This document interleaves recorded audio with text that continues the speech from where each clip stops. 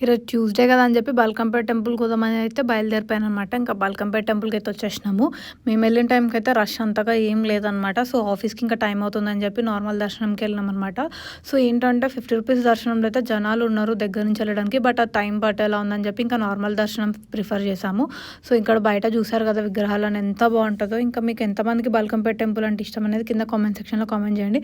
నాకు మాత్రం చాలా ఇష్టము బల్కంపేట వెళ్ళమంటే. సో, ఇంకా మేము కుదిరినప్పుడల్లా దర్శనం చేసుకోవడానికి వెళ్తాననమాట. అండ్ నేను వెళ్ళినప్పుడు ఏమైందంటే బల్కంపేట ఎల్లమ్మ కళ్యాణం కోసం అయితే చీర నేస్తున్నారు. శారీ నేస్తున్నారనమాట. చాలా బాగుంది. భలే నేస్తున్నారు. మేము వెళ్ళిన టైంకి అయితే ఆయన నేస్తున్నాడనమాట.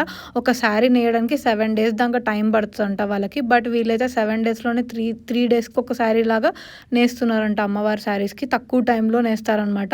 సో, ఈ మగ్గం అదంతా కూడా టెంపుల్‌లోనే పెట్టి నేస్తారు. ఎక్కడో నేసి ఇక్కడికి పంపించడం లాంటిదైతే జరగదనమాట. ఎవ్రీ ఇయర్ కూడా ఇక్కడే ఆ మగ్గం అనేది పెట్టి అక్కడే నేస్తారు.